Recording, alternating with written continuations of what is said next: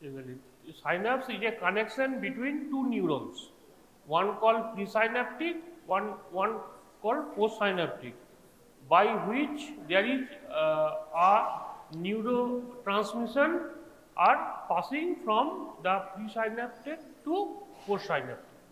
That is called synapse. Now, the classification of synapse.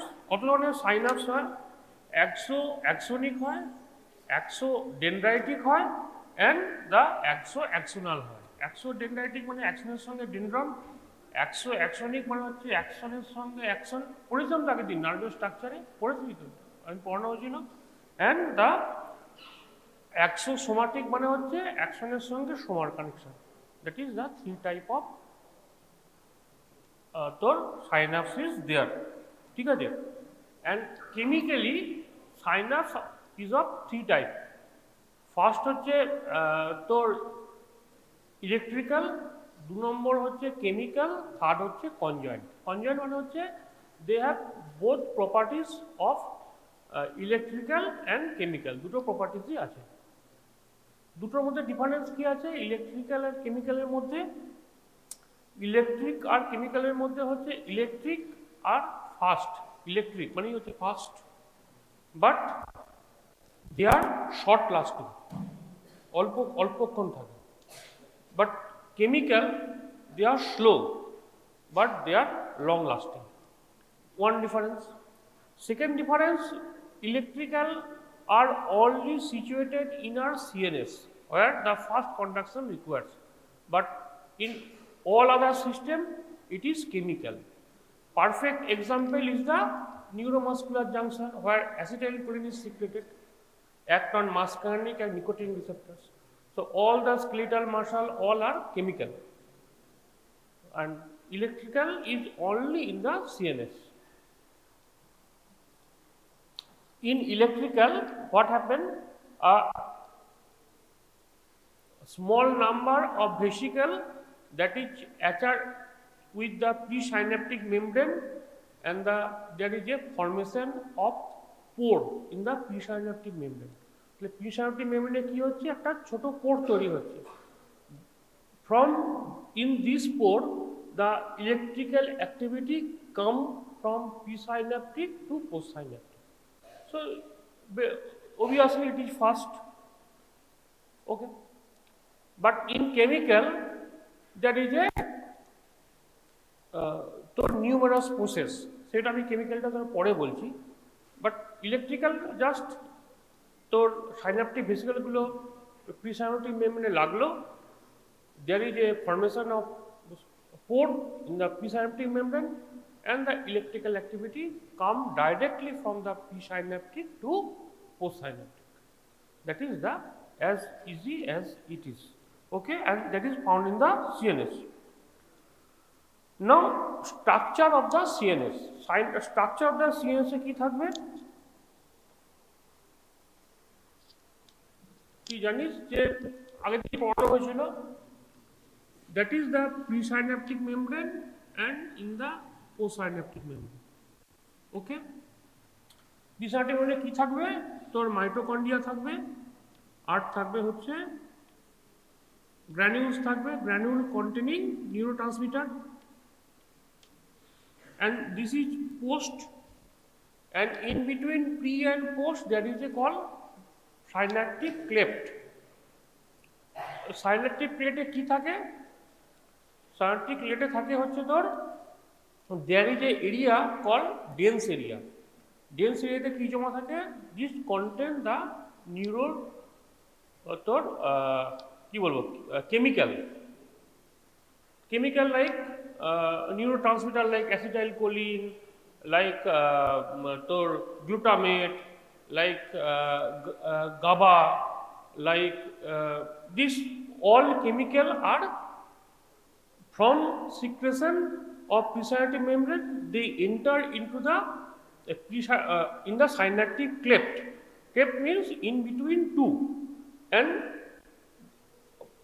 and deposit there, and this formation of a dense area, okay. Now what are the other properties of neuron? neuron have a in the cleft the distance is obviously 10 to 20 nanometers. That is the optimal distance of synaptic cleft. Cleft means হচ্ছে তোর in between two, okay? And you know only the presynaptic membrane have a vesicles. So obviously that is the one-way conduction is occurs. Okay. And synaptic cleft বলিয়ে দিলাম in between two the terminal part of the presynaptic membrane পর্ণজোদের এই যে তোর এখানে শেষ হয়ে গেছিল নিউরনটা, এই যে সেল বডি এখান থেকে হয়ে এখানে শেষ হয়ে গেছিল, তারপর এখান থেকে কি ছিল সাইন্যাপটিক নব আগে পড়ানো হয়েছিল, দ্যাট কন্টেন দ্য নিউরোট্রান্সমিটার্স। ওকে, তিন ধরনের সাইন্যাপটিক ভেসিকল থাকে, লার্জ থাকে, স্মল থাকে, আর হচ্ছে তোর ক্লিয়ার থাকে। তো দেয়ার ইজ এ লার্জ যেগুলো সেগুলো only the contain the neuropeptide, যেগুলো লার্জ সাইন্যাপটিক যেগুলো ভেসিকলস থাকে দে অনলি কন্টেন দ্য নিউরোপেপটাইডস, ঠিক আছে। So that is the structure, হ্যাঁ। অ্যান্ড দ্য স্মল যেগুলো থাকে তাহলে তিনটে তোর সাইন্যাপটিক এগুলো তিন ধরনের হচ্ছে, একটা হচ্ছে লার্জ, একটা স্মল, একটা হচ্ছে ক্লিয়ার। তো তিন ধরনের ভেসিকল থাকে। তাহলে লার্জ যেটা থাকে কি থাকে, নিউরোপেপটাইড থাকে। স্মল যেগুলো থাকে সেগুলো থাকে ক্যাটাকোলামিন, আর যেগুলো ক্লিয়ার থাকে সেগুলো থাকে হচ্ছে অ্যাসিটাইলকোলিন অ্যান্ড গাবা। বোঝা গেল? তাহলে সাইন্যাপটিক নব তার আবার তিনটে ভাগ থাকছে, একটা হচ্ছে তোর লার্জ থাকছে, একটা থাকছে স্মল, অ্যান্ড নেক্সট হচ্ছে স্মল ক্লিয়ার ভেসিকলস, ঠিক আছে। দ্য প্রিসাইনাপটিক মেমব্রেন যেখানে থাকে সেখানে একটা থিকেন এরিয়া থাকে, that is call the active zone, ঠিক আছে। অ্যাক্টিভ জোনে কি থাকে না, সেগুলো থেকে ওই মল ভেসিকল থেকে যে ডিসচার্জ পার্টিকেল যেগুলো থাকে সেখানে জমা হয়। Also it is call the তোর যেটা থেকে পড়ালাম ডেন্স এরিয়া বা অ্যাক্টিভ জোন, ঠিক আছে।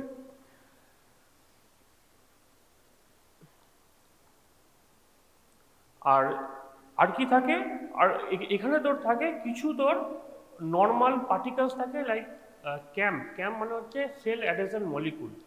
This molecule are responsible for the attachment of presynaptic to postsynaptic. So this is in short the property of a neuron. Okay, now what happen if a transmissions occur in the presynaptic membrane? একটা প্রিসাইন্যাপটিক মেমব্রেনে একটা transmission গেল, দেন what happen, ঠিক আছে। দেয়ার is এ তোর ধর একটা প্রিসাইন্যাপটিক membrane, সেখানে একটা তোর একটা যে কোনো ইম্পালস এলো, they stimulate the presynaptic membrane. There is a two type of protein in the presynaptic membrane. One is the synaptobremin, and syntaxin. That is a two molecule. What is a synaptobremin? Is a viscera proteins, and synapsin is a SNAP25 proteins. These proteins are now activated. These proteins are activated now. The calcium channel is there. So calcium enter into the presynaptic membrane. তাহলে বোঝা গেল, কোনো transmission এলো, transmission হয়ে দুটো প্রোটিনকে activate করলো, one is the syntaxin and synaptobrevin. So two proteins are the viscera protein and SNAP25 proteins. This in turn activate the calcium channel present in the presynaptic membrane. Calcium চ্যানেলকে activate করলে কি হবে, calcium enter the presynaptic membrane, বোঝা গেল। And presynaptic মেমব্রেনে after entering into the cell they attached with the another protein. Now the the protein and the calcium then attached with the vesicle containing neurotransmitters, and there is a exocytosis of the vesicles. What exocytosis মানে হচ্ছে সেলটা distraction করে গেল। Now the chemical that present into the vesicle now attached with the presynaptic membrane. Presynaptic membrane এটা ধর presynaptic membrane, এখানে ভেসিকেলটা আছে, ঠিক আছে, that contain the neurotransmitters. Now there is a impulse enter into the presynaptic membrane. Okay, so that is a two molecule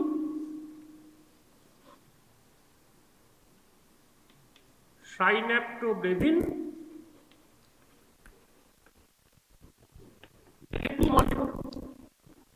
এই মলিকুলগুলো কি হচ্ছে, দে আর activated.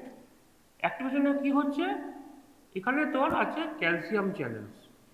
এই ক্যালসিয়াম চ্যানেলগুলো from the outside they enter into the cell, সেলের মধ্যে calcium ঢুকলো, ঠিক আছে। With the help of the proteins they attached with the cell into the vesicle, and this vesicle become exocytosis. ফলে কি হচ্ছে, সেলের যে মেমব্রেন গুলো নষ্ট হয়ে যাচ্ছে, and this attached with now the presynaptic membrane. বোঝা গেল? And there is a formation of pore in the presynaptic membrane, and this chemical now entered into the synaptic cleft. So this is in short how the transmissions are occurs. Okay. Now you know that in this context there is a two type of transmission is occur. একটা হচ্ছে fast transmission, একটা হচ্ছে slow transmission. Okay, fast transmission কোথায় হবে, in the CNS, slow কোথায় হবে, in the periphery. Okay, আর after enter into the synaptic cleft there is a receptor in the post synaptic cleft. So each neurotransmitter have a different receptors. So after entering into the presynaptic membrane, they attached with the receptor accordingly to their nature. Like acetylcholine, when they attached with the nicotinic receptor, they are slow acting. But when the acetylcholine, when attached with the muscarinic receptor, they are the acetylcholine when attached to the nicotinic receptor is the fast acting, and when act with the muscarinic receptor, there is a slow acting. So they attached according to their natures. Okay, তাহলে fast acting আর slow acting হবে।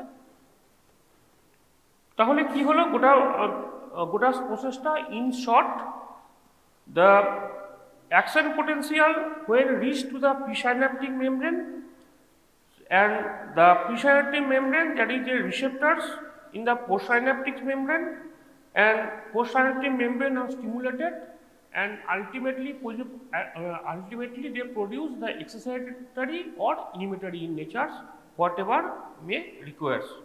Okay, now there is some basic property of the synapse, like the one-way conduction. Why one way? Because the neurotransmitter present only in the presynaptic membrane, not in the postsynaptic membrane.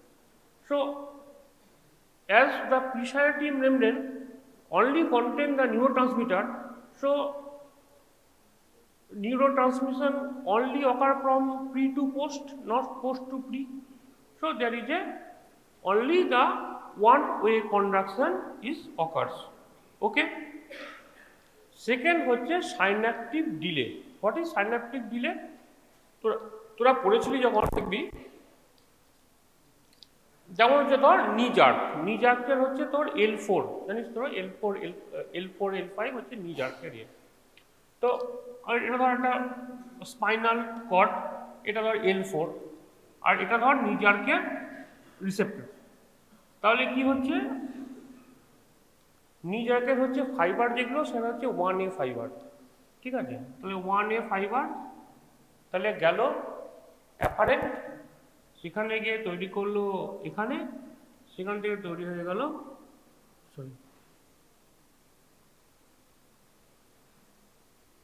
Efferent. তাহলে নিচারকে দেখা গেছে যে তোর normal reaction time হচ্ছে 5 milliseconds. So it is a monosynaptic reflex. তাহলে what we calculate কি করব আমরা, মোটামুটি স্পাইনাল কর্ডের যে লেন্থ সেটা জানি, 1A ফাইবারের কন্ডাকশন ভেলোসিটি কত সেটা জানি। তাহলে একটা নি জার্ক হতে কতক্ষণ সময় লাগে আমরা এটা দেখে নিলাম। এবারে হচ্ছে তোর ধর সামথিং, ধর আমি ভাবলাম 20 মিলিসেকেন্ড সময় লাগলো, মানে তুই এখানে ঠুকলি আর পাটা এগিয়ে গেল, ধর 20 মিলিসেকেন্ড সময় লাগলো। তাহলে কি হবে, তাহলে এবারে আমরা কি করলাম যে ভেলোসিটিটা জানলাম, লেন্থটা জানলাম কতটা লেন্থ, পায়ের তো তুই জানিস এখান থেকে স্পাইনাল কর্ড এখানে লেন্থ তো আমরা জানি আমরা কতটা হতে পারে স্পাইনাল কর্ডের ডিস্টেন্স। এবারে আমরা রিয়াকশান টাইম পেলাম।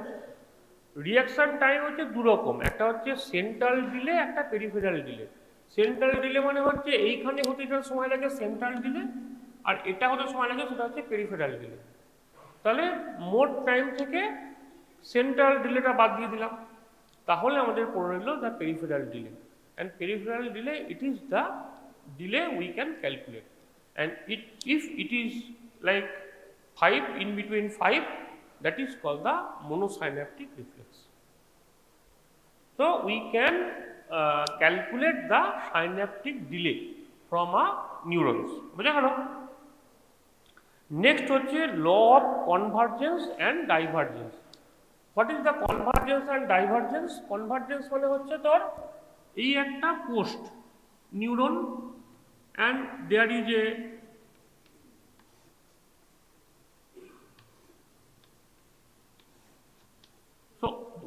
one post and so many pre, that is called the convergence.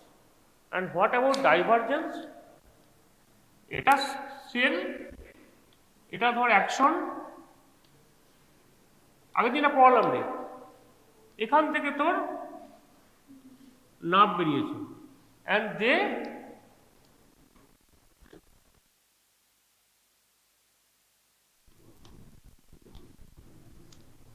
they synapse with the others, that is called the divergence. বুঝতে পারলাম?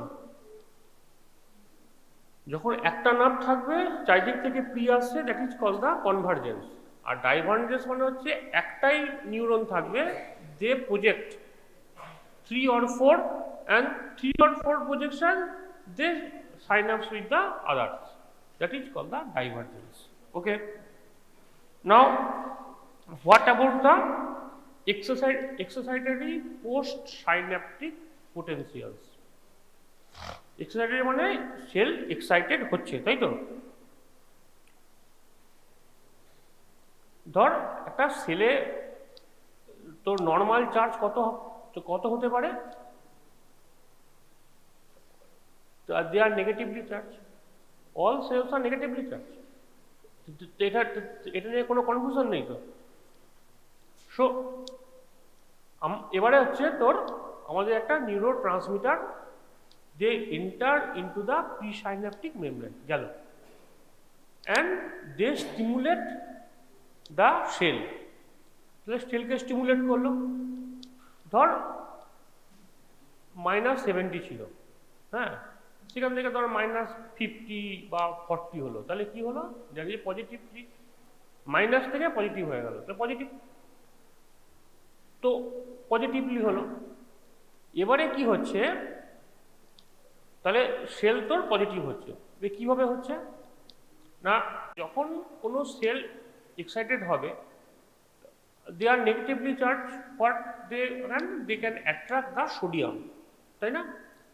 সোডিয়াম তাহলে ইনসাইড দ্য সেল ঢুকছে, তাহলে নেগেটিভলি চার্জ সেল সোডিয়াম বাইরে থেকে ঢুকছে, ঢোকার জন্য কি হবে, নেগেটিভিটি লস্ট হবে, পজিটিভিটি তৈরি হবে, তাই তো?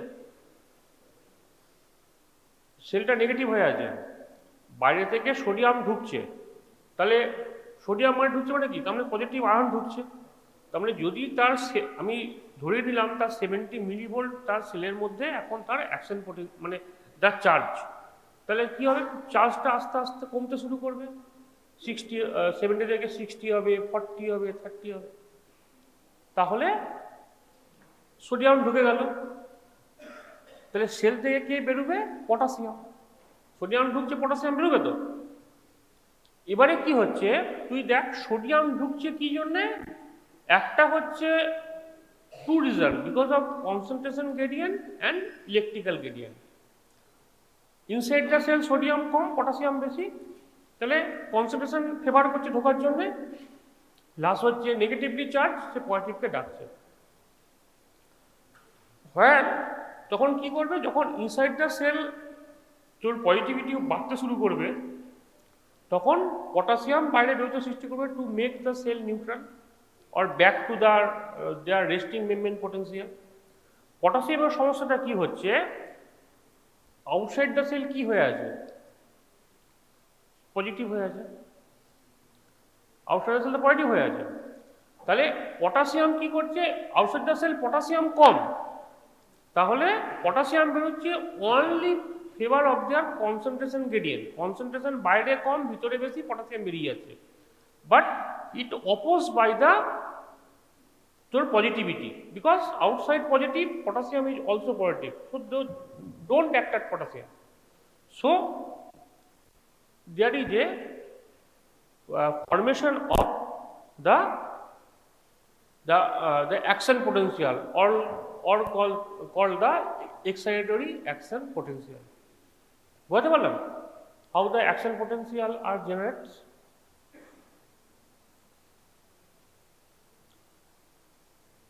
And what action potential are generated now transmitted to the pre to post. Okay,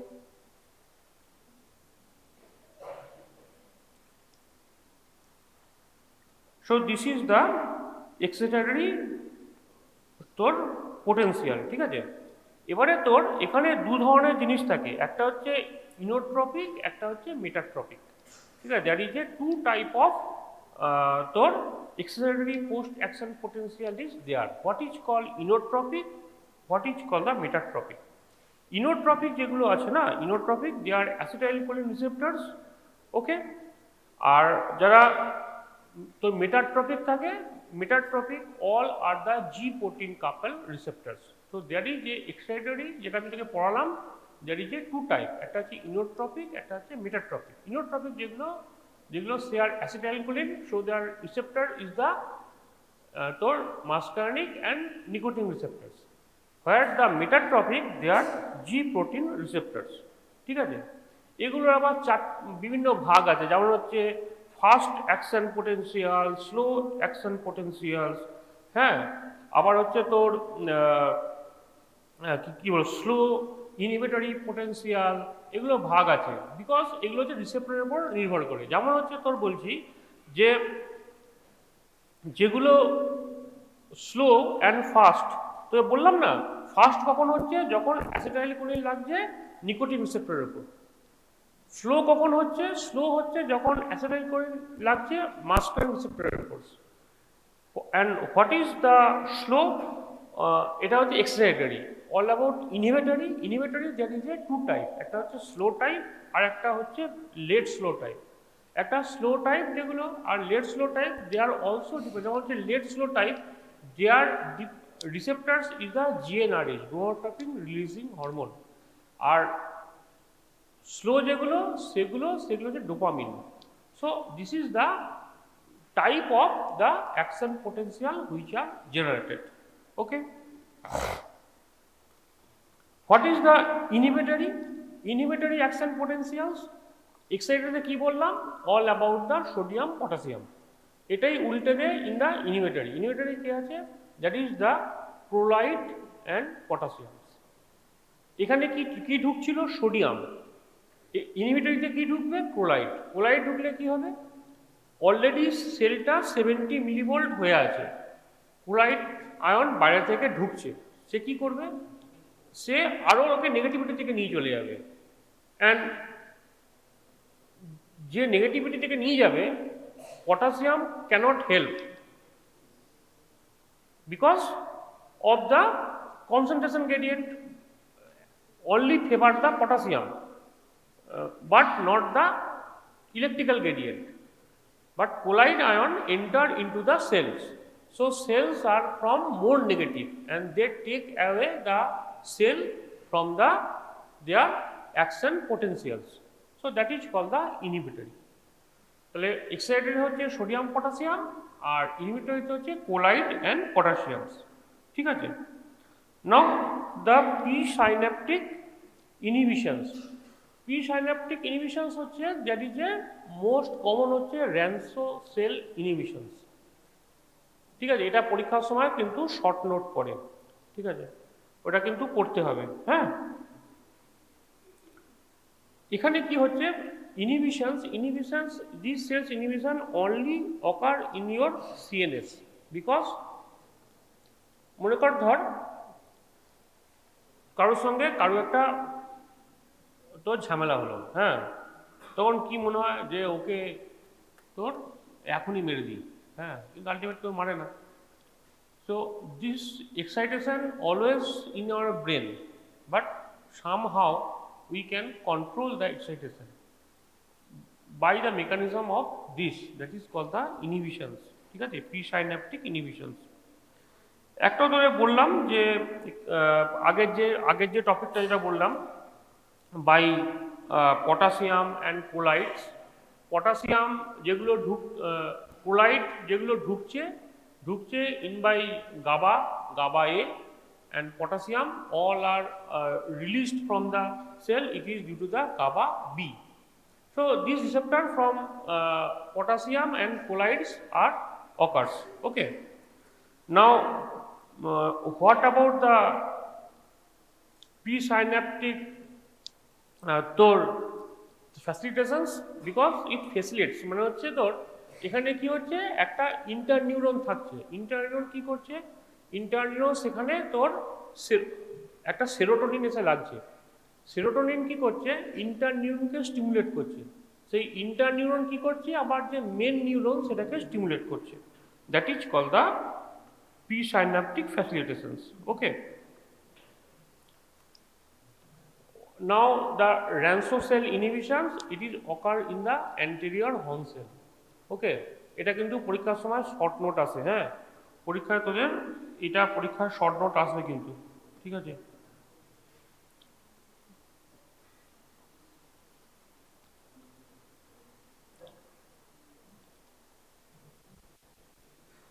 Look, it is a vertebra.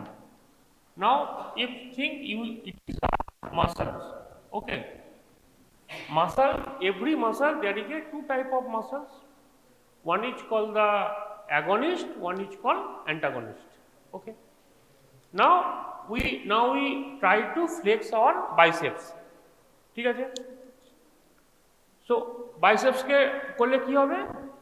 There is a impulse enter into the তোর vertebra, ঠিক আছে, কত C5 C6 বাইসেপসের C5 C6, তাহলে C5 C6 এ যাবে, সেখানে Synapse তৈরি করবে। Synapse কি করবে? এসে এখানে রাখবে, তখন আমাদের বাইসেপস কন্ট্যাক্ট হবে। ঠিক আছে, তাহলে when we contract our biceps, that is called the agonist. If it is like smooth contraction if requires, then it only to be happen when we relax the triceps. ট্রাইসেপসটা টট হয়ে আছে, মানে টট হয়ে বুঝেছো, মানে ইয়ে হয়ে যায়, তাহলে তুমি বাইসেপসে কন্ট্রোল করতে পারবি না। তখন কি হয়? দেয়ার ইজ এ কল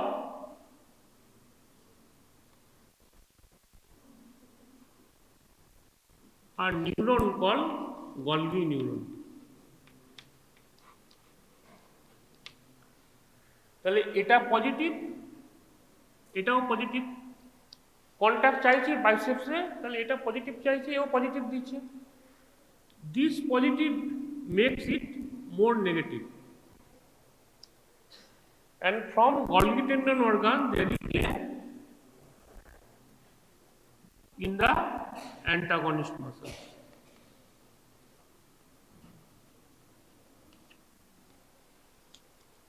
বুঝতে পারলাম?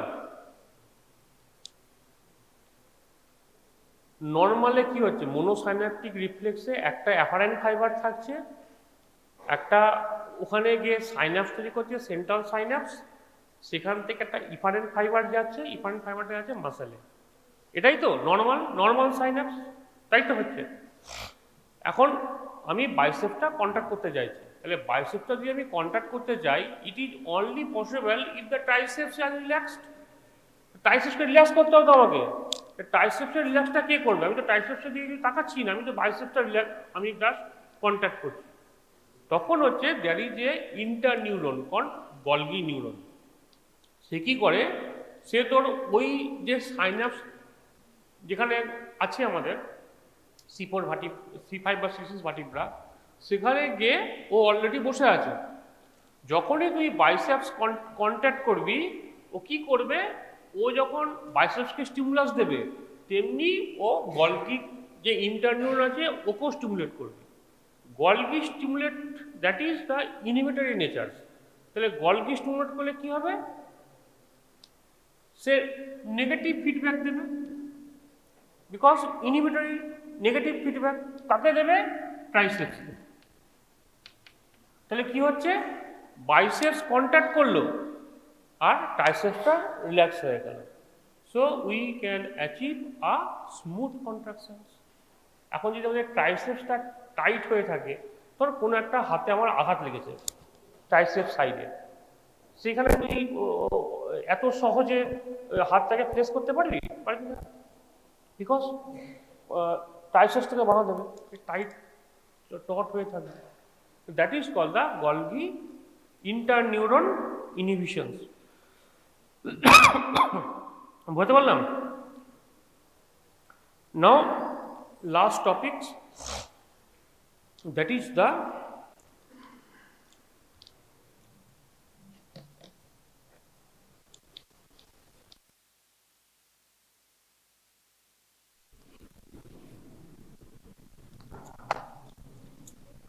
এটাও পরীক্ষায় প্রশ্ন হয়ে গেল।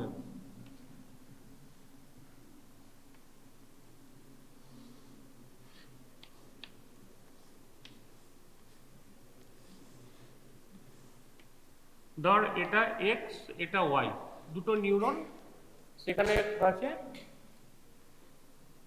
তাহলে এ বি আর সি তিনটাকে সাপ্লাই করেছে, ঠিক আছে। এবারে হচ্ছে what are the effect of সামেশনস।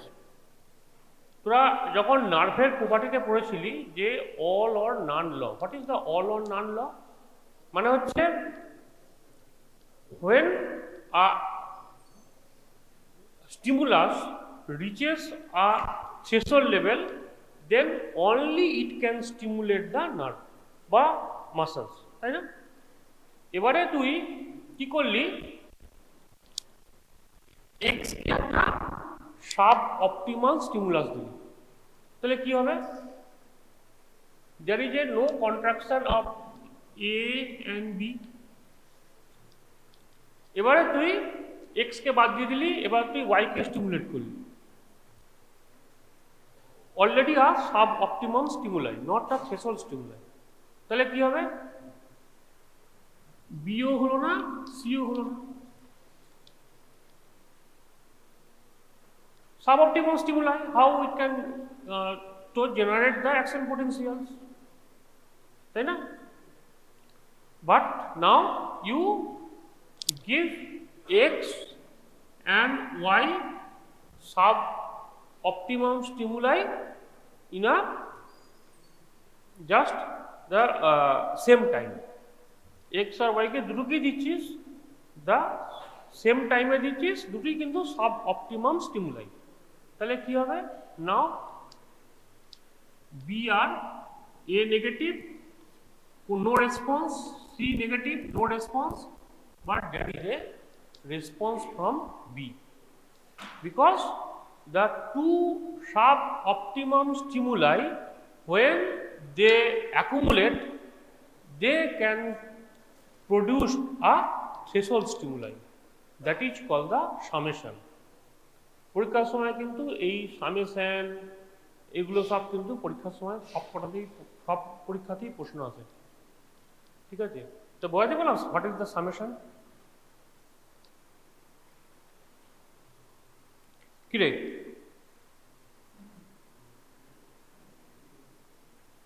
Summation মানে হচ্ছে তোর সাব অপটিমাম স্টিমুলাই দিচ্ছিস, কোনো রেসপন্স নাই, বি কি ওয়াই কিও দিচ্ছিস, কোনো রেসপন্স নাই, তাই না?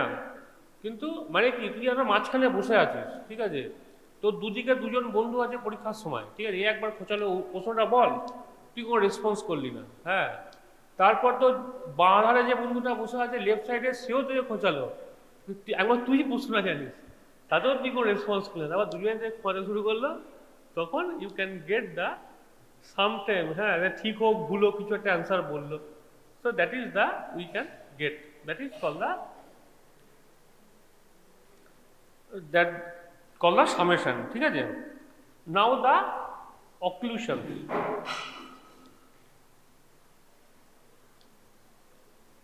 খাওয়া দাওয়া করছিস নাকি রে? What is occlusions?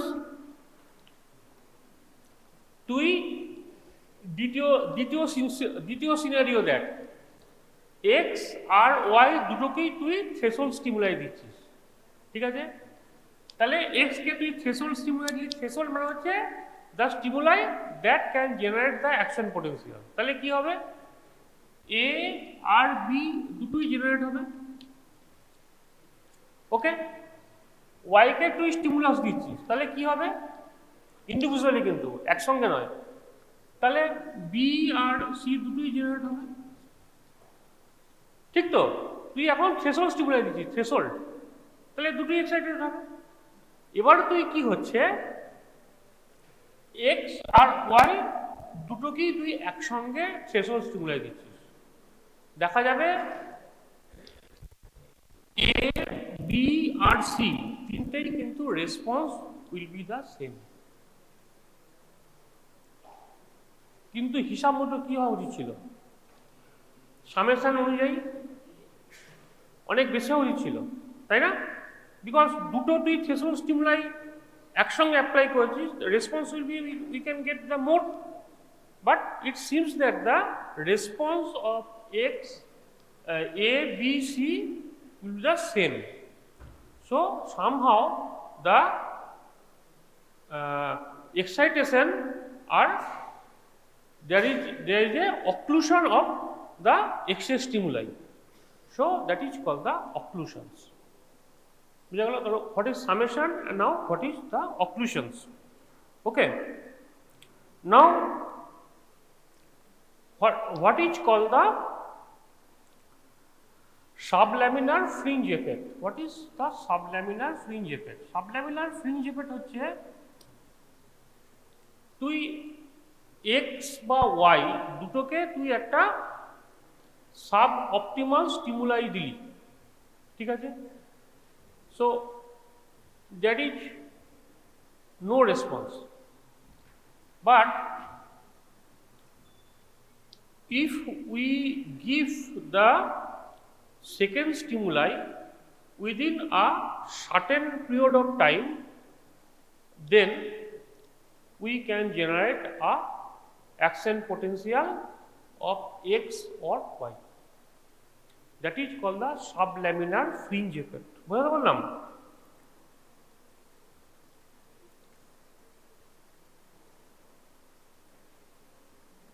Now there is a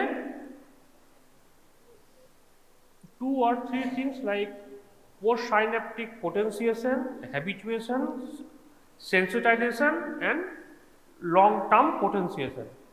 What is the habituation? First short দুটো পড়ে না। হ্যাবিচুয়েশন মানে হচ্ছে পরীক্ষায় ধর একটা কোশ্চেন করেছে, হ্যাঁ, তোর সামনের লোকটা জানে, তুই জানিস না, তুই তাকে অল্প করে ডাকলি, বল রে, সে বলল না, আবার তাকে ডাকলি, আবার বলল না, আবার ডাকলি, আবারও বলল না, এই করে তুই 5-6 বার ডাকার পর আশা ছেড়ে দিলি যে না, ও বলবে না। So that is call the habituation. মানে হচ্ছে when we give a repeated subthreshold stimuli to a nerve, ultimately what happen after some time there is a blockage of channels, ion channels of those nerves. So we cannot elicit any response after some time because nerves are become habituate. তুই অল্প অল্প করে সাবথ্রেশহোল্ড stimuli দিয়েই যাচ্ছিস, তাহলে কি হচ্ছে, ওই যে আয়ন চ্যানেলগুলো যে অল্প অল্প করে কাজ করছে, and after some time this ion channel become fatigue and সে কাজ করা বন্ধ করে দিচ্ছে। So you cannot get the what response, subthreshold response from earlier after 8 or 10 stimuli, we get no response. So that is called the habituation. বুঝতে পারলাম?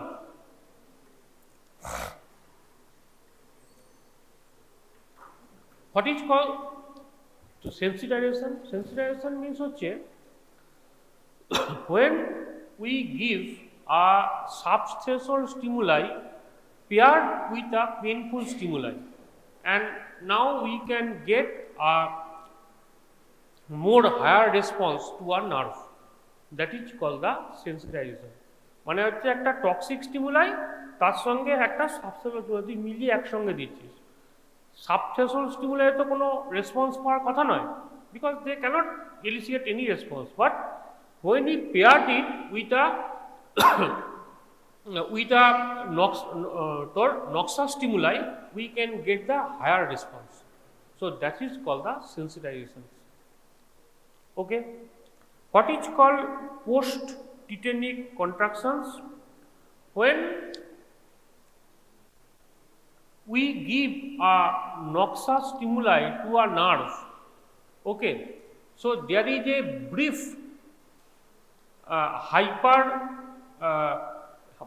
hyper excitable response. Why? Because there is a excess accumulation of calcium in the presynaptic membrane. Brief period একটা hyper response পেলাম, কেন? Because there is a excess accumulation of calcium. Calcium excess accumulation কি হবে?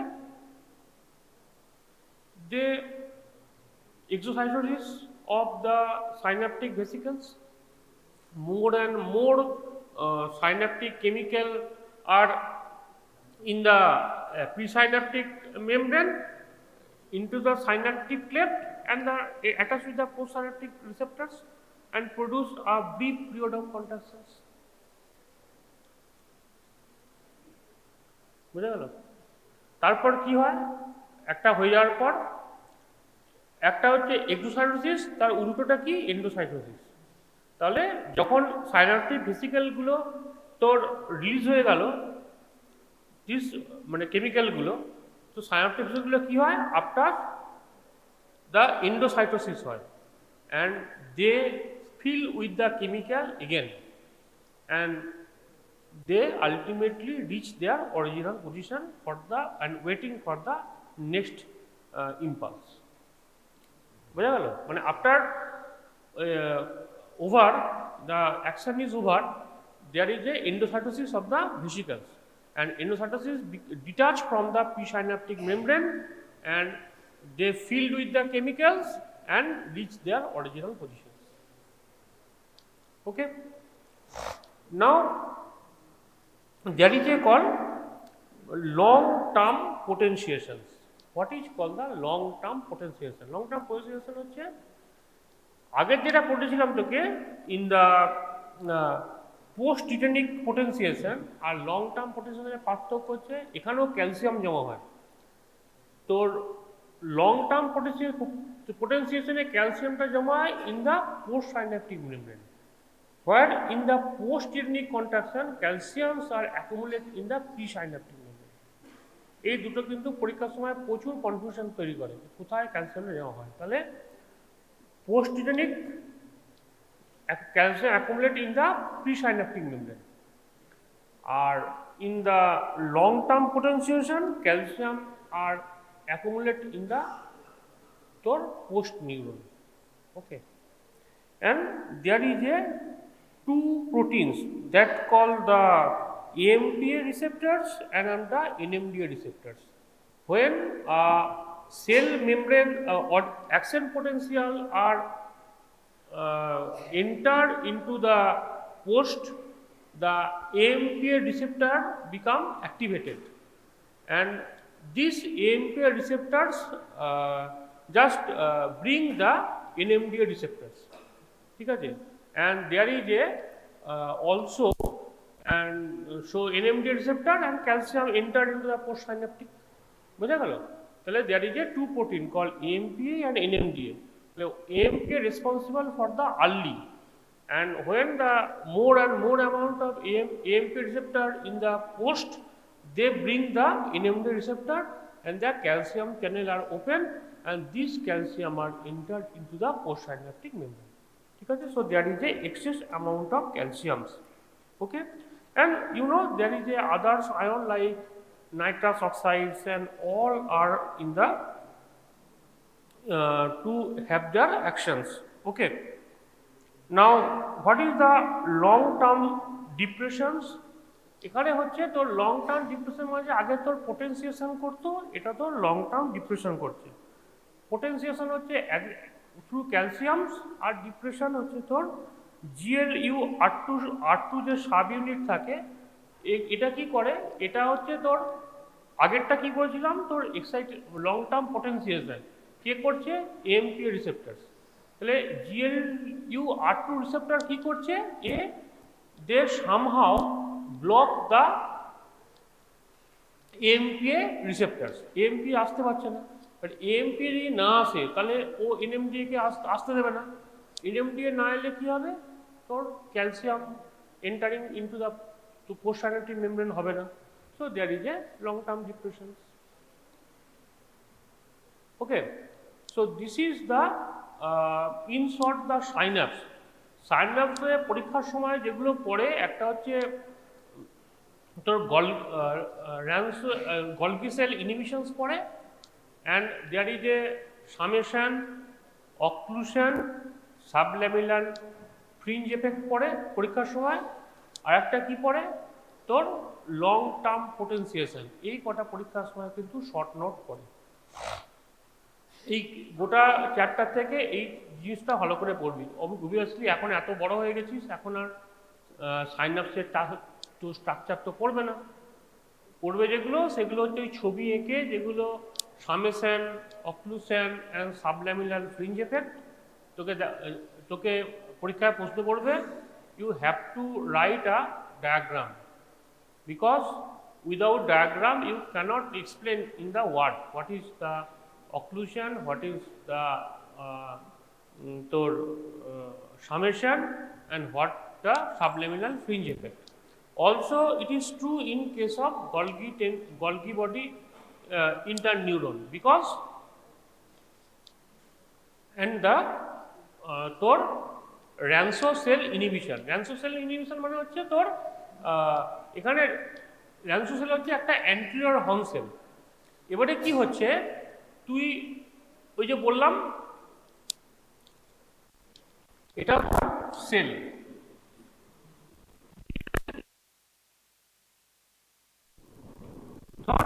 এই সেলটা continuous stimulus হয়ে যাচ্ছে। ও কি করছে, স্টিমুলাস হয়ে যাচ্ছে। ওই স্টিমুলাসগুলো পাস হচ্ছে to this neural tube and enter into the নব। তাহলে বেশি বেশি করে কি হবে, সিক্রেশন হবে। দ্য র্যানসো সেল ইনহিবিশনস, বুঝতে পারলি তো? আমার একটা সেল নার্ভ স্টিমুলাস হয়েছে, স্টিমুলাসটা কি করবে, through the neural tube, they enter into the terminal lobe and they enter into the secretions. এখানে কি হচ্ছে, from the node of Ranvier in between the two myelin sheath there is a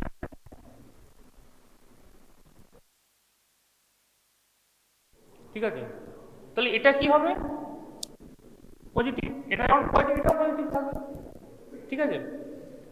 এখান থেকে কি হচ্ছে,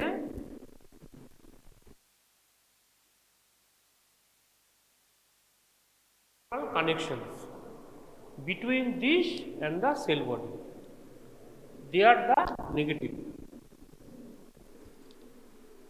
তাহলে কি হবে, এ যত স্টিমুলাস হবে ও কি করবে, একে তত নেগেটিভ করবে। তাহলে আলটিমেটলি কি হবে, আলটিমেটলি এটা ইনহিবিশন হবে, স্টিমুলাস যাবে না। This is very important for the CNS, because CNS ওই তোকে বললাম যে তুই যাকে ইচ্ছে কারোর সময় ঝগড়া হলো বা কিছু মনে হলো ওকে মারি, তো আলটিমেট কি মানুষ কি তাকে মারে না। What is the inhibition take place? Inhibition take place by this way. So only তুই কি করিস, বলে না তাকে তোকে অন্যভাবে টাইট দেবো, হ্যাঁ পরে। তো there is a just কি বলবো, there is a some fine way tuning that is occur in the CNS by the Ranso cell inhibitions. মানে তাৎক্ষণিক যে আমাদের একটা এক্সাইটেশন যেটাকে প্রিভেন্ট করে, that is called the Ranso cell inhibitions. So this is in short the synapse. এবারে বল তোদের কারোর কোনো কোয়েরি কিছু আছে কিনা? Okay, thank you. Today is that day. We are going to cover each and everything whatever left with the GI development. We already have covered this major part of the GI development regard to the organ development, regard to the tube, we call them a foregut tube. Now if you just look at this particular picture, this whole GI system, the gut tube, the organs, whatever we have developed from this particular entity, we call them as yolk sac. That particular yolk sac gradually crammed into this developing embryo and form a tube like this, we call them as yolk sac tube. And this particular yolk sac tube can be segmented into 3 segments, we call them as foregut tube, midgut tube and large hindgut tube. Now remarkable feature about the foregut tube is that which is present in this particular cranial fold and the hindgut fold, or this hindgut which is lying in the tail fold region. Now this middle portion is that midgut that we are going to elaborately discuss today about, and the hindgut as well. Now you can see this particular midgut has a communication by forms of a tube, we call them as vitalo-intestinal duct. And we have agreed in an adult we shouldn't have any remnant whatsoever regard to this particular vitalo-intestinal duct. So we shouldn't have any trace of it. If it is traced, that's a disease that we are going to discuss today. Other thing is that likewise this particular tube on the hindgut as well, we have a pouch, we call them as allantois. This particular allantois is destined to give rise to organs which is related to the urinary bladder or that particular system or urogenital system. So that's what we are not going to discuss about this particular allantois, but this vitalo-intestinal duct we have to talk and we have to discuss about. So let's breeze through this particular content. We talked about this particular foregut and gut tube as well as this stomach development, spleen, which is not a GI organ but is component of the GI system, the liver and the gallbladder, the pancreas, the clinical problems of the pancreas, gallbladder and this particular related thing we talked about. We emphasized on annular pancreas which has a clinical importance, which is bifid, this particular ventral pancreatic bud which swings around and eventually move to this part we call them as hindgut tube, and this particular hindgut tube give rise to this part, lower part of the duodenum, jejunum, ileum, cecum, appendix, and this particular colon we call them as ascending colon. Then we have the transverse colon, and this particular transverse colon up to this particular proximal 2/3 which is derived from this particular midgut tube. So that particular extent length of this particular midgut tube, and this particular midgut tube as we are seeing here is supplied with the blood supply coming from the artery we call them as superior mesenteric artery. And here is the catch, why this particular transverse colon 2/3 and 1/3 we split into distributions of the blood supply is concerned. SMA and IMA, which is contributing together to supply this particular region of this particular transverse colon. Now we talked about this particular duodenum, which has a two segment, upper and lower, before opening of the white ampulla vater, and below this. And upper part is part of this particular tube, we call them as foregut tube, which has got different blood supply.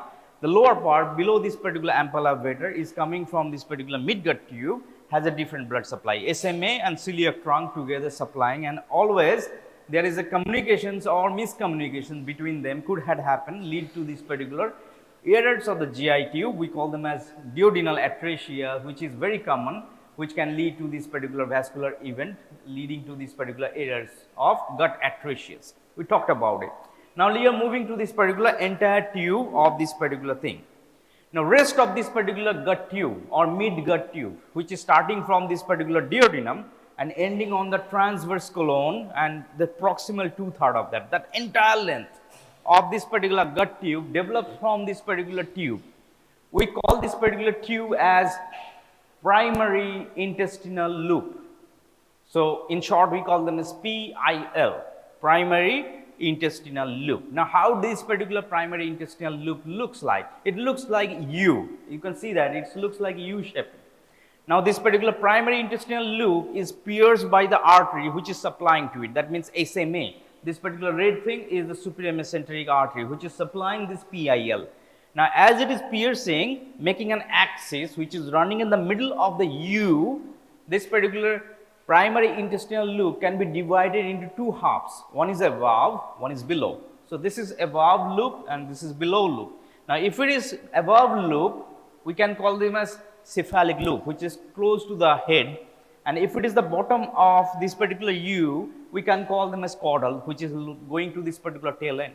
So this particular primary intestinal loop, which is in future going to be all the gut tubes, which starting from this the lower part of the duodenum to this particular transverse colon proximal 2/3 is going to come from this particular tube. And if you see that this particular thing is pierced by this artery which is known as SMA, and this particular inches towards this apex of this particular U, where you see that bulge over here is the attachment of the vitalointestinal duct, which is a communication with the yolk sac tube outside, or which is present in the future umbilical cord region. Now we emphasize or zoom this particular primary intestinal loop. Now if you see this particular primary intestinal loop, we call them as cephalic limb and caudal limb based on this particular SMA, as it is piercing in the middle, and we have this particular cephalic limb and the caudal limb, above limb and below limb, and pierced by this axis which is formed by SMA. Now this particular cephalic limb, which is towards the upside, gives rise to this particular duodenum, jejunum, and this upper part of this ileum, and the terminal part of the ileum, and this particular cecum and appendix and this colon up to this distal or this particular proximal transverse colon 2/3, which is coming from the caudal limb eventually. And this particular point we call them as intestinal point, which is known as apex, which is anchored to this particular vitelline duct, also known as vitalointestinal duct, should be normally absorbed or vanished when we are born. Clear? Now how this particular U tube or PIL going to become? Now we at the beginning of this particular chapter we discuss about there are three different phenomena of gut tube formation. One is dilation, which is going to grow big. Other is known as budding, that is going to come as an outpouch, which you have seen beforehand. Now this particular entity is going to become this particular gut tube, like primary intestinal loops, going to become a huge tube. How? This is second and third thing is going to take place over here. Predominantly we are going to see the changes over here is elongation and little bit of budding, which is helping out to form the rest of this particular primary intestinal loop or PIL, this U-shaped loop into the coils of this intestine which you have eventually. So let's look into it. So this particular primary intestinal loop has a phenomenon of growth or a phenomenon of a development. Now what happens, this particular PIL PIL, when this particular PIL is lying at this particular abdominal cavity at the end, during that time it has to elongate, it has to grow big, but inside the abdomen cavity we do not have enough space. Why? Because there are organs which is going to grow that time. We are going this particular inside the abdomen cavity is the stomach, we are going inside this particular liver, we are going this pancreas, we are going the spleen. So all these organs are growing inside the abdomen. We do not have inside the abdomen that particular time, 4th week of life, we do not have enough space to grow this primary intestinal loop or elongate to that big. Now we have to accommodate more space, this particular primary intestinal loop to grow. But inside the abdomen, we do not have. So we have to push this primary intestinal loop outside. We have to outsource this primary intestinal loop outside the abdomen cavity to where? Nearby station. Where is the nearby station? To umbilical cord. So that time this umbilical cord is quite large and have space. This PIL, which is this grows outside the abdomen cavity, gets into this particular umbilical cord and gets the space which is required for elongation. Now it stays within this umbilical cord coming from this abdominal cavity. Now why this particular thing is coming out? Because we have scanty space in abdominal cavity. Now we get that why this scanty space in the abdominal cavity is there, because large organs are growing there. So we have this particular PIL moved outside abdominal cavity within this umbilical cord and elongates and grows big and big. Now how long? From this 4th week of life till 10th. So this particular 4th week of life to this particular 10th week of life, this PIL remained within this particular umbilical cord and grew in there and elongated there. So from this particular 4th week to this particular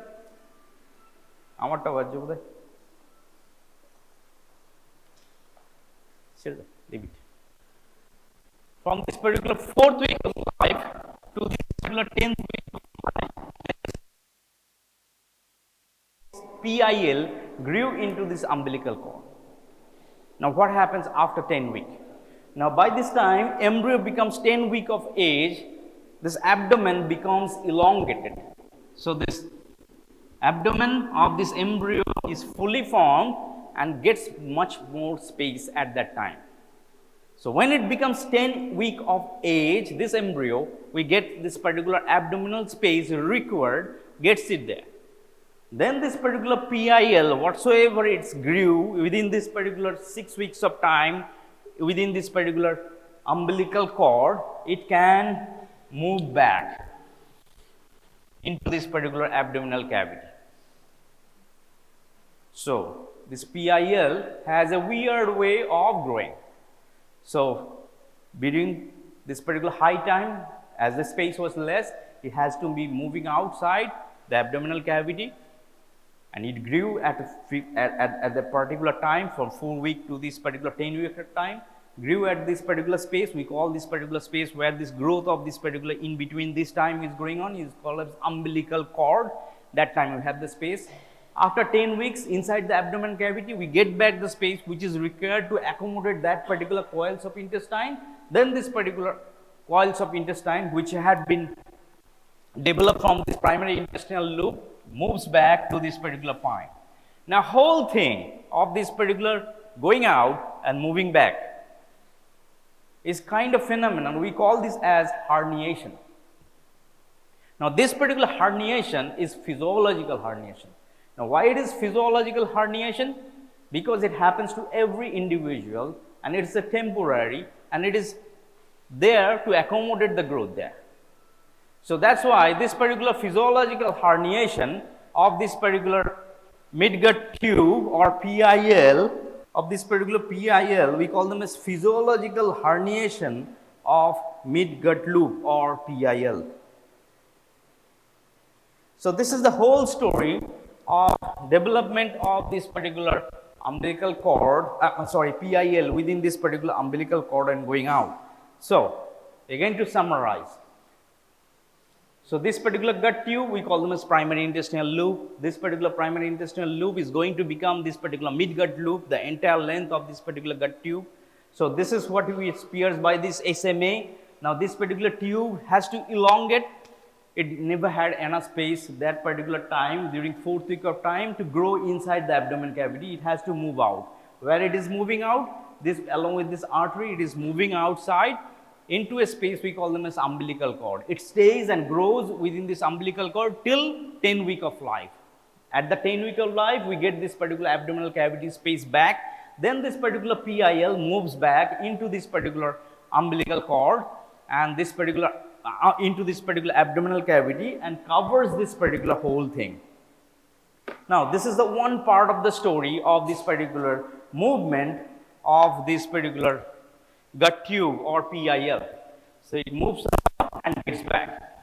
Now, during this particular movement of going in and coming out, this particular movement of going out, which is the initial phase, outside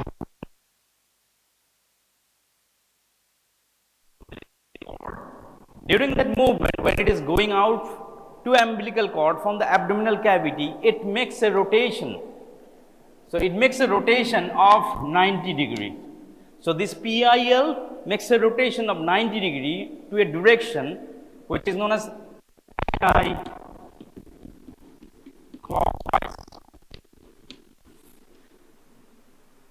So when this particular tube is going outside this particular umbilical cord, it makes a rotation, and its rotation takes place to an axis which is pierced by the SMA. That particular axis, with this axis makes a rotation. We call them as 90 degree anti-clockwise rotation. Now the second phase we call them as when it is moving back, or regression.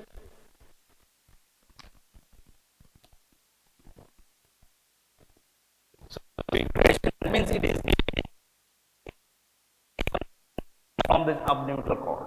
So when it is moving back to this umbilical cord to the abdominal cavity,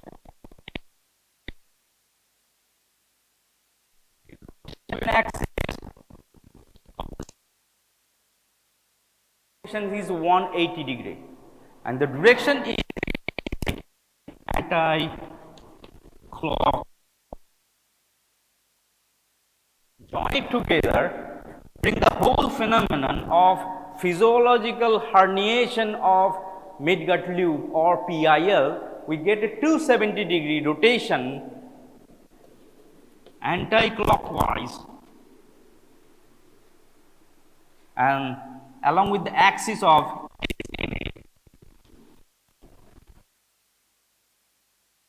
one phenomenon which takes place along with this particular herniations of the primary intestinal loop or herniations of the midgut loop. So 90 degree at the beginning when it is going out, and 180 degree rotation back anti-clockwise direction when it is getting back to the abdominal cavity. So if you join it together, the whole phenomenon of going out and coming back 270 degree anti-clockwise rotation of this PIL is taking place, and this particular taking place of this particular movement is based on the axis which is formed by this superior mesenteric artery. So this is one about this of this particular primary intestinal loop herniation. Other than this, there is a phenomenon. So what phenomenon? When this particular organ is regressing or moving back, there is a rule or simple rule to follow. What is the simple rule to follow? Rule number one, and that particular has to be obeyed. So whichever the part of the primary intestinal loop or the intestinal loop is going to come back at the first is going to settle down to the left side of the abdominal cavity. So you have this particular abdomen, and this particular abdomen cavity which is formed, we have this right side and the left side of the abdominal cavity. So whichever is this particular primary intestinal loop is going to get back initially the first who is getting back first, role number 1 is going to settle down to the left quadrant of the abdominal cavity, and later returning intestinal loop will be settling down to the right side or more towards the right side. Clear? Again I am repeating. So there is a second phenomenon which is taking place with this particular physiological herniation. Now what is the second phenomenon? There is a rule when this particular thing is getting back home. What is the rule? Whoever gets back, that means the primary intestinal loop, which is U-shaped, now it is elongated. Now it has become duodenum, jejunum, ileum, transverse colon, cecum, etc., etc. Now which segment is going to get back first? Is going to settle down to the left side of the abdominal cavity, gets the space in the left side of the abdominal cavity, and whoever is returning late or last will be settling down to the right side of the abdominal cavity. So the last boys will settle down to the right side, and this particular first boy will be settling down to this particular left side. That's a rule, and that has to be obeyed. If you have any dysregulation or any kind of disobedience, we have a disease. Clear? Now, the nature prefers the jejunum, the smallest coil tube of the PIL, to return first. So the jejunum is the role number 1, and it returns the first. And if the jejunum is returning first, where in the abdominal cavity is going to get the place? Left side. And the cecum is the last boy to return to this abdominal cavity. So where the cecum is going to get the place? Right side. So that's a rule. So whoever gets back to this particular first, which is jejunum for us, the natural, which is the last role number 10 for example, will be settling down to this particular quadrant of the abdomen. And this has to be followed. If you are not following, if somebody is bullying, saying somebody is, for example, the cecum saying, no, I want to be first this time, I have to get back for that, and you face the consequence. What consequence? You have a disease. That's what we are going to talk. So this is what we have to learn and understand about this particular return phenomenon of primary intestinal loop. Its story is simple. One thing, you have to go out, spend some time and get back. What is the time? 4 weeks. When are you going to get back? 10 weeks. Why you are going out? No space. Why you are getting back? Enough space. While this particular thing is growing on this region, this particular element where you are growing is umbilical cord, getting back to this is abdominal cavity. Now, when you are going out, you are dancing. How much? Rotation? 90 degree. When you are going back to the abdominal cavity, again twice happy, dancing twice, 90 degree first and 180 degree last. To the direction anti-clockwise. Who is making the axis of this rotation? SMA, which is piercing. Now, when this particular thing is going in and coming out, there is one rule to follow when it is returning home. When your homecoming is there, you have to settle down into a proper sequence. Whoever is returning first will get this left side. Whoever is returning last, settle down to the right side. Who naturally selected to return first? Jejunum. So jejunum has to be on the left side. So these coils of jejunum will be placed on the left side of the abdominal cavity. Coils of the cecum and this particular large, which is returning last, settle down to the right side of the abdominal cavity. That's the normal disposition, how this particular organ is going on. So when this particular cecum returning, it settles down to this particular upper part of the abdomen over here under. You can see this liver, how big organ it is. This particular liver is very heavy. So this particular liver pushes down the cecum from this particular right upper quadrant to the right lower quadrant. That's why this particular cecum is pushed down from this region. Now if this particular developing liver is very kind, it says, okay, modest guy, okay, toke sotte hobe na, ami accommodate kore nebo.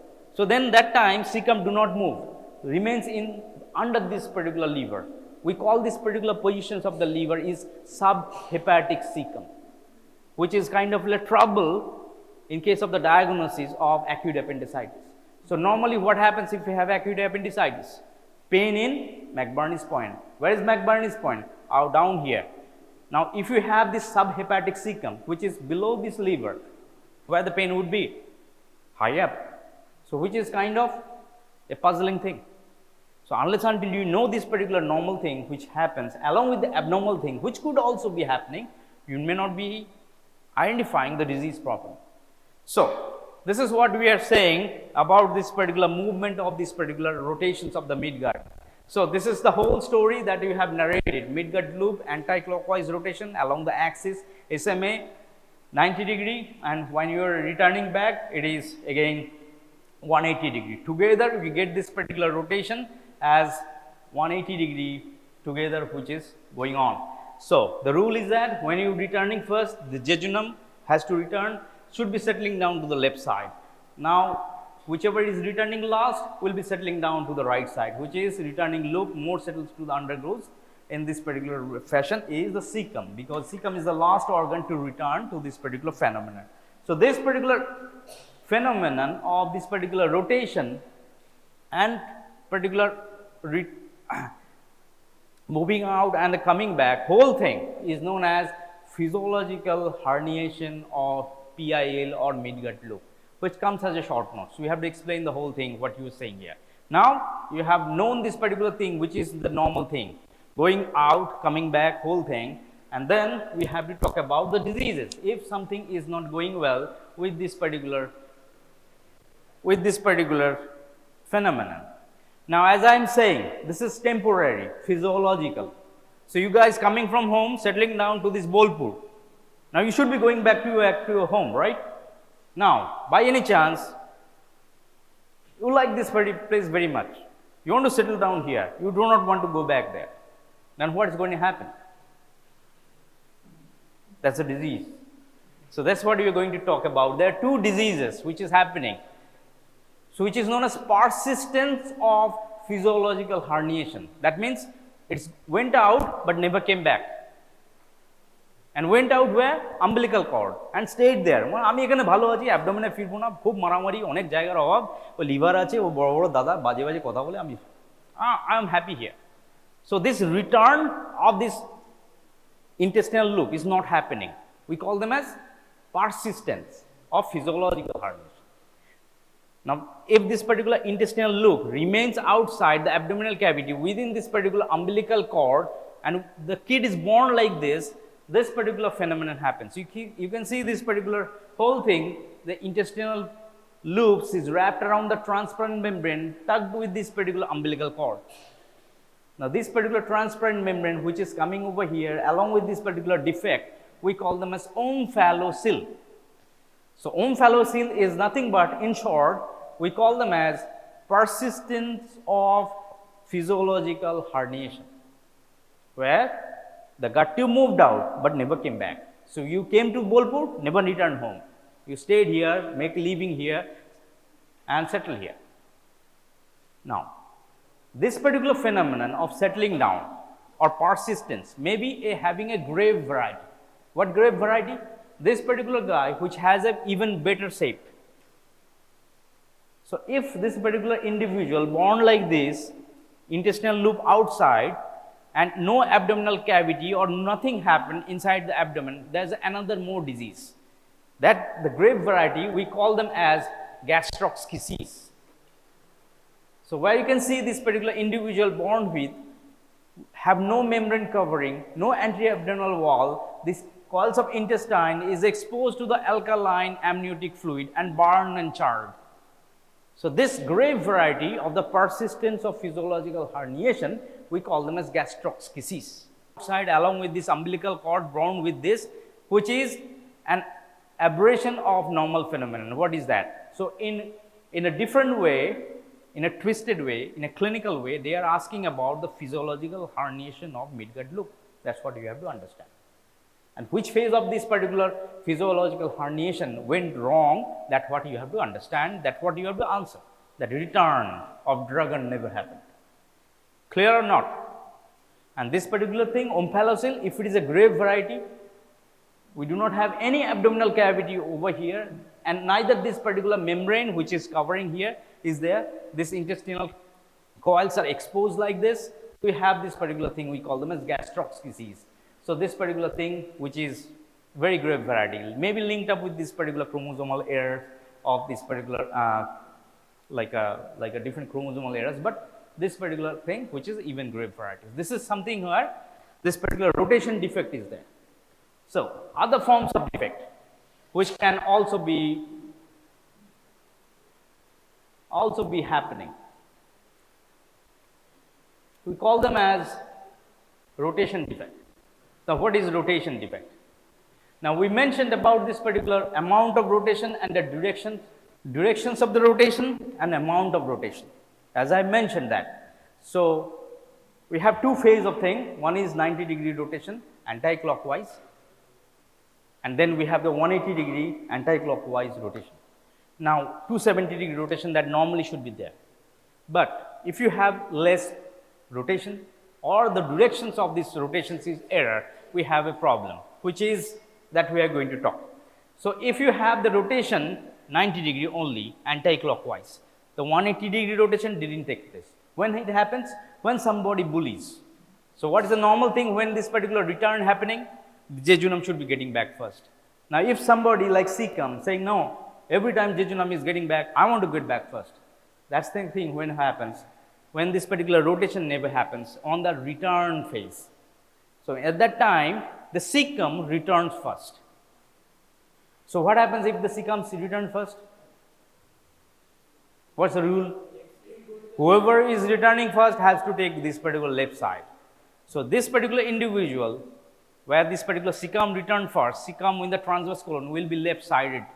So, this particular individual will be born with this thing which is known as left sided colon or left sided cecum colon. Now, if you have left sided cecum colon, there is a chances of heaviness on the left side and twisting of this intestine loop. We call them as volvulus. That means the gut root may be twisted and results in obstruction and disease. So, this particular phenomenon, if you have this particular rotation 90-degree anti-clockwise instead of this 270-degree, we have this particular cecum returns first and we have this particular disease, we call them as left sided colon. Now, what happens if you have a faulty rotation? What is a normal rotation? Anti-clockwise rotation. Now, if we have clockwise rotation, what happens? This transverse colon, which is on top of everything below this particular stomach, this transverse colon becomes retroperitoneal. That means it moves back under the duodenum. We call this particular retroduodenal transverse colon. So, if you have the reverse rotation, like instead of anti-clockwise, you have a clockwise rotation, then this particular transverse colon moves back behind this particular duodenum and becomes retroperitoneal, fixed on the back side. Now, this particular colon, we call them as behind duodenum colon. Again, if you have this transverse colon pushed back side on the posterior abdominal wall, there are chances of intestinal obstructions. That means food material may not be flowing easily through that particular content of these intestines. So, this particular phenomenon or error of this particular rotation or error of this particular herniation can lead to the disease related to this primary intestinal loop herniation or midgut loop herniations. So, this is clear or not? Midgut loop rotation is very important clinically. Understand this particular normal thing. Now, let us bring to this particular entity where we have talked about this particular cecum. Development of the cecum which grows over here. Now, if you look at this particular picture, the cecum is developed from this particular point as a barding. I have mentioned this, everything in the primary intestinal loop is growing with the intestinal elongation. One thing is there which is known as narrow barding. So, this narrow barding is known as cecal bud. This cecal bud which grows along with this particular another bud which is known as appendicular bud goes like the pouch like this. Now, as you can see, this particular cecum initially is placed under this particular lever where is the right upper quadrant. Now, this particular normal positions of the cecum is pushed down from this subhepatic to this particular RIF, right iliac fossa, along with this pushing of this particular the organ which is lying over here, the liver. As the liver grows, this particular cecum descends down and this particular thing which is known as this descending colon moves up and takes this particular step and the transverse colon moves more towards the right side.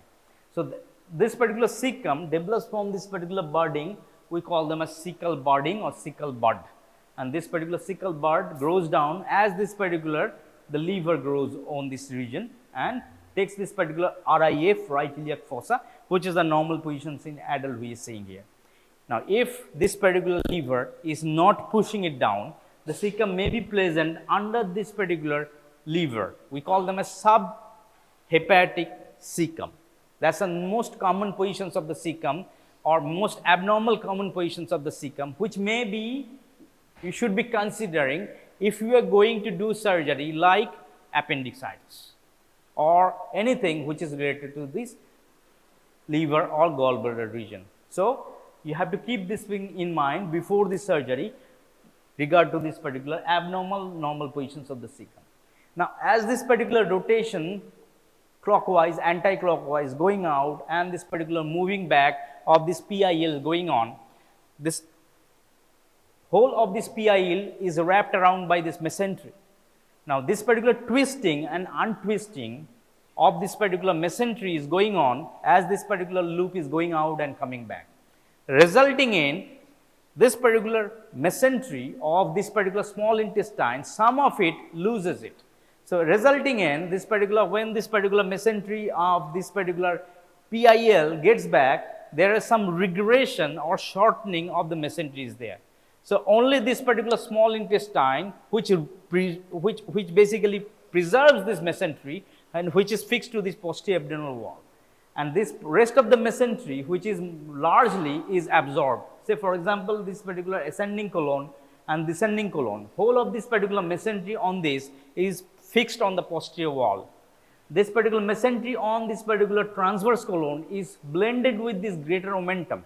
So, this particular fusion taking place. Only this particular cecum with this have a little free mesentery, we call them as mesoappendix, which is present along with this. So, with this rotation of this intestinal loop, we lose this particular mesentery or length of this mesentery is shortened. So, that is a normal thing. So, that some of this particular tube becomes retroperitoneal or becomes like fixed to this particular posterior abdominal wall because of this particular normal rotation or normal physiological herniation of midgut. So, this is the whole story of this. Now, then leaving with one disease to consider about, which you are going to talk at the last, rather very important to talk, is this phenomenon. We call them as vitalointestinal duct, and we agreed this particular vitalointestinal duct, which is a connection between this yolk sac with this midgut loop, normally should not be there. If it is present by mistake or by any chance, it can create a kind of pouch. Now, this pouch is present on the ileum, we call them as ileal pouch, also known as ileal diverticulum, also known as Meckel's diverticulum.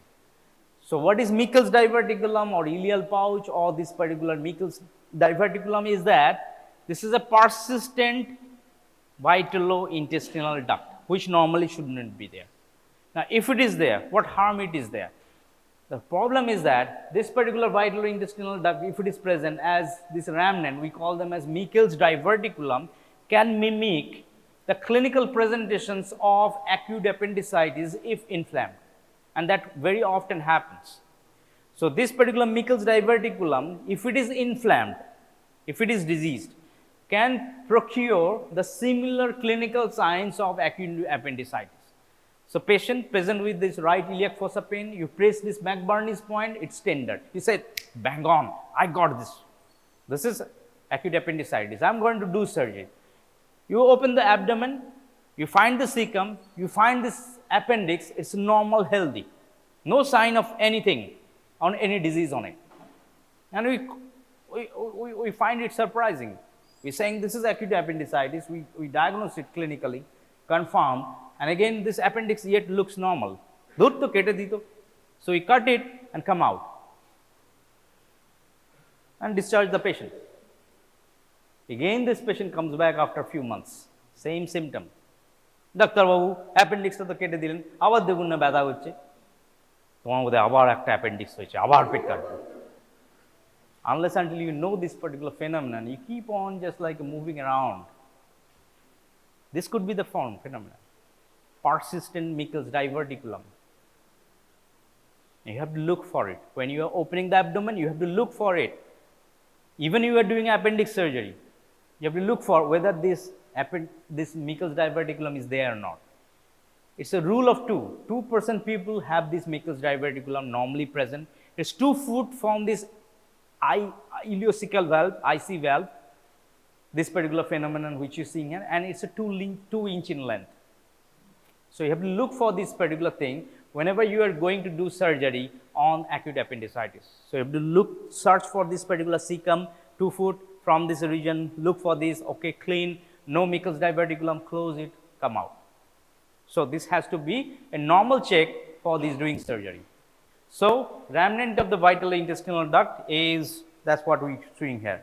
But again, there shouldn't be any trace of vital intestinal duct in normal individual. If it is there, we call them as ileal pouch or mucus diverticulum or ileal diverticulum.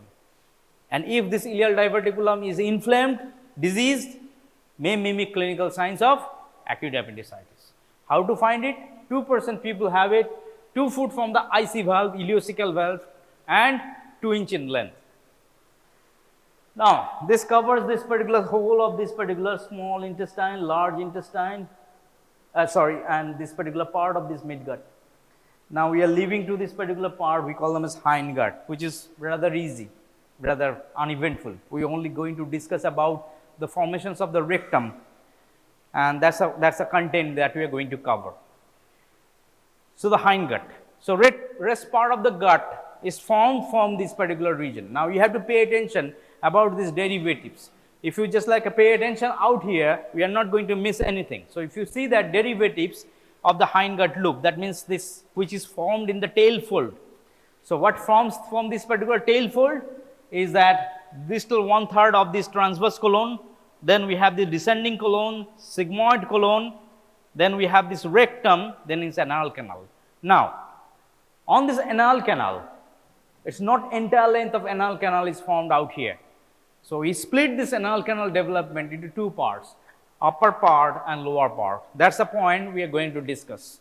But again, so this particular anal canal which is going to form this particular upper part of it, and this internal lining of the urinary bladder and urethra, which has to be covered in the next sessions of urogenital system development. So, in this hindgut, that is what we are going to develop. Now, on this region, we are going to emphasize this region. So, we have to understand this particular word about this hindgut is cloaca and cloacal membrane. So, we have to understand what is cloaca, and that's it. Now, what is cloaca? Now, if you see this particular picture, this is the same gut tube which you are seeing here, ending over here in a blind pouch. No further communication is there. That's why we are calling it a blind pouch. Now, this particular blind pouch which is present in the caudalmost part of the gut tube, we call them as cloaca. So, if you have to define the cloaca, is nothing but this pouch or terminal part of it. We call them as cloaca. Now, the region over here which you are seeing here is the perineum region or future perineum region. The future perineum region which is related to the anal canal, we call them as proctodium. Now, you see this particular region tissue which is known as proctodium, and this cloaca blind pouch is separated by a membrane. That particular membrane we call them as cloacal membrane. So, these 3 entities we have to emphasize. Understand what do you mean by this proctodium, what do you mean by the cloaca, and what do you mean by the cloacal membrane. So, the cloacal membrane is basically separating the cloaca with this perineum region which is future to be, we call them as proctodium. In case of the mouth, we call them as stomodium, which is going to be the future mouth. Where you are going to be this future anal canal region, we call them as proctodium. That's why this proctoscopy name came. So, you see that this particular cloaca which has a pouch which is ending on it. Now, on this particular blind pouch, anteriorly and superiorly, we have a connection there. This particular connection which is anteriorly and superiorly is communicated with, we call them as allantois. So, this particular allantois, we referred that when we talked about this particular, the gut tube formation, initial part when this particular loop is forming. So, this particular allantois, we will let it go. We are not going to talk about this allantois because the allantois will be covered when you are going to talk this urogenital system. So, not for the day. We only focus on the cloaca and the fate of the cloaca. We only focus on the proctodium and the fate of this particular membrane. We call them as cloacal membrane. Now what happens to it? We have this particular mesodermal tissue which is present in between this particular allantois and this gut tube. We call this mesodermal tissue placed inside between them is known as urorectal septum. So this urorectal septum with time what happens, splits this cloaca into two parts, splits this cloaca anteriorly and posteriorly. So if you see this particular sequel of the picture in this A, B and C, you will see that this is the initial picture which is zoomed in the previous one. Now you see this from the A, this particular region we call them as urorectal septum has grown little bit more over here. So this particular urorectal septum has grown more and this cloaca is looking like split into two parts, anteriorly and posteriorly. And this is the completely separated part where you see that urogenital septum completely splitting this cloaca anteriorly and posteriorly. This anteriorly has a different color part which is known as this urogenital membrane along with this urogenital sinus. We let it go, this green part. We focus on this yellow part which is lying on the back side. So this cloaca giving rise to part which is this region we getting in the backside tube which is coming over this region on the backside. This backside tube, the cloaca is named now after this split as anal canal or anorectal canal. So this thing is going to make this particular rectum and this upper part of this anal canal. So this tube which is cloaca is giving rise to this entity. Now as this particular entity which is the urorectal septum splitting this particular membrane, cloacal membrane as well. So this cloacal membrane as well split into two parts, anteriorly urogenital membrane, we are not focusing about urogenital membrane, and the posteriorly this anal membrane. So this particular whole thing is, you can see that this C picture, if you look at this, the cloaca is split into this tube, we call them as now anorectal tube or anorectal canal, which is limited by this membrane, we call them as anal membrane. So this is how this anal canal is formed. So anal canal is formed from two sources, upper part of the anal canal, lower part of the anal canal. Upper part of the anal canal is growing from the tube. Which tube? The cloacal tube. Lower part of the anal canal is growing from this proctodium. That particular proctodium is also known as anal pit. That means it is ectodermal. That means skin. And this yellow tube is endodermal. That means inside the gut tube. So this particular anal canal, upper 2/3 is made of endoderm, which is coming from cloaca, and this lower part of this anal canal is coming from this split of this skin tissue, which is ectodermal tissue, which is known as the proctodium tissues. And in between this junction point, superior 2/3 and this inferior 2/3, we have this membrane which is existing. What membrane? We call them as anal membrane. Now this anal membrane has to rupture to make this canal patent, or else the food material will be coming and be resisted by this membrane. So this particular anal membrane, if it fails to rupture, we have a disease, we call them as imperforate anus. That means the anus which is formed, the anal opening is there, but it is restricted by this membrane which is not ruptured. So this food material is going in but not coming out. The kid presenting with the clinical problem is that after 4 days of born, the kid taking up the food but not passing any stool.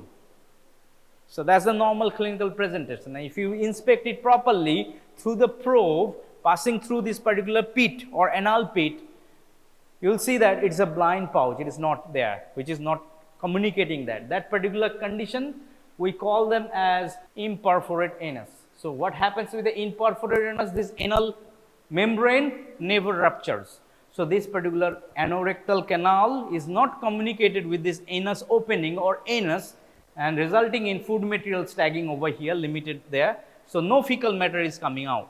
So it is known as imperforated anal membrane or unruptured anal membrane. So this is how it is going. Now here brings back to this particular anal canal anatomy, gross anatomy. We talked about the anal canal based on pectinate line. So that particular pectinate line is that particular line which divides the two countries in two parts. So that particular pectinate line is basically the point where this anal membrane was there. So if you can go back to this particular anal canal, above the pectinate line, blood supply was different. Below the pectinate line, blood supply is different. Nerve supply of the pectinate anal canal above this particular pectinate line is different. Below the pectinate line is different. Lymphatic drainage is different. Squamous or this epithelium lining is also different. So everything based on this is different from these two parts of anal canal.